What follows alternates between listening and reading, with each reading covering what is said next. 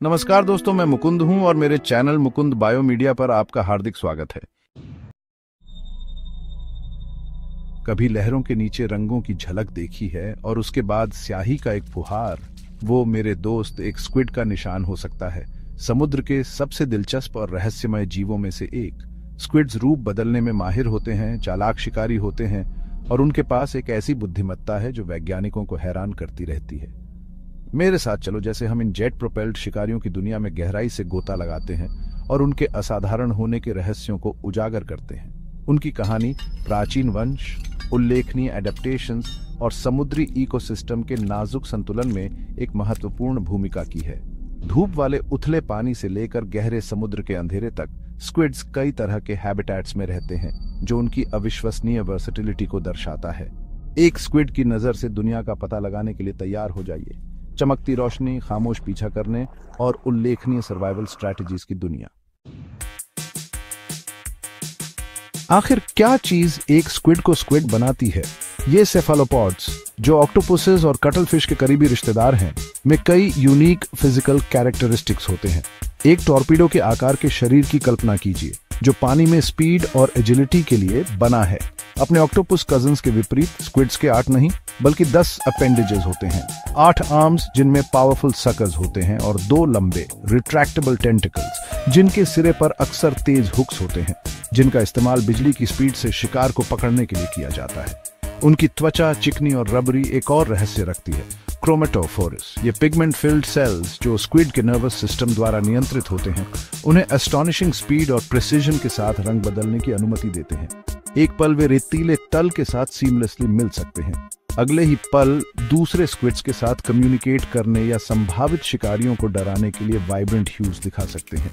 और उनकी आंखों को मत भूलना, स्क्विड्स के पास बड़ी कॉम्प्लेक्स आंखें होती हैं जो विजुअल एक्यूटी के मामले में हमारी आंखों को भी टक्कर देती हैं।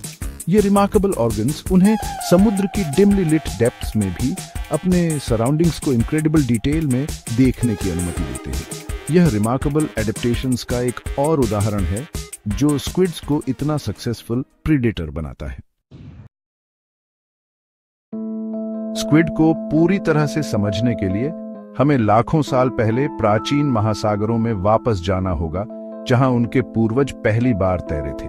स्क्विड्स सेफालोपोडा क्लास से संबंधित हैं, एक ग्रुप जिसमें ऑक्टोपसेस, कटलफिश और प्राचीन नॉटिलस भी शामिल है। ये मॉलस्क्स अपने सॉफ्ट बॉडीज और रिमार्केबल इंटेलिजेंस के साथ जानवरों के किंगडम में एक यूनिक ब्रांच का प्रतिनिधित्व करते हैं। फॉसिल एविडेंस बताता है कि सेफालोपॉड्स 500 मिलियन साल पहले विकसित हुए थे, अपने कैरेक्टरिस्टिक टेंटिकल्स और सोफिस्टिकेटेड नर्वस सिस्टम्स को डेवलप करते हुए। स्क्विड्स लगभग 300 मिलियन साल पहले अपने ऑक्टोपस रिलेटिव्स से अलग हो गए, खुले समुद्र में जीवन चुनते हुए, जबकि उनके 8 आर्म्ड कजिन्स ने समुद्र तल को पसंद किया। इस एवोल्यूशनरी जर्नी के परिणाम स्वरूप एक ऐसा जीव बना है जो अपने एनवायरनमेंट के लिए पूरी तरह से अनुकूलित है।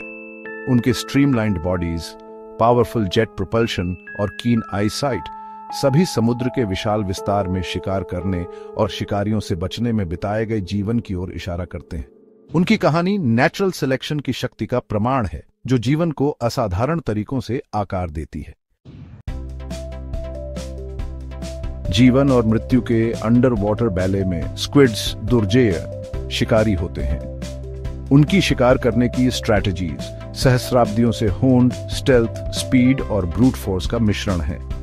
अपने रिमार्केबल कैमोफ्लाज का उपयोग करके वे समुद्र की पृष्ठभूमि के सामने लगभग अदृश्य होकर इंतजार कर सकते हैं। फिर एक फ्लैश में पीछा शुरू होता है।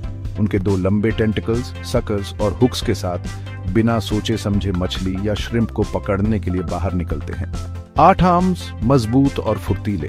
फिर खेल में आते हैं, शिकार को स्क्विड की तेज बीक की ओर खींचते हैं, जो एक पावरफुल बाइट दे सकता है। स्टेल्थ और स्पीड का यह कॉम्बिनेशन स्क्विड्स को हाईली एफिशिएंट हंटर्स बनाता है, जो मरीन फूड वेब के डेलिकेट बैलेंस में महत्वपूर्ण भूमिका निभाते हैं। वे अपनी प्री स्पीसीज की आबादी को नियंत्रण में रखते हैं, साथ ही शार्क्स, वेल्स और सी बर्ड्स जैसे बड़े शिकारियों के लिए एक महत्वपूर्ण भोजन स्रोत के रूप में भी काम करते हैं। समुद्र के इकोसिस्टम पर उनका प्रभाव गहरा और दूरगामी है।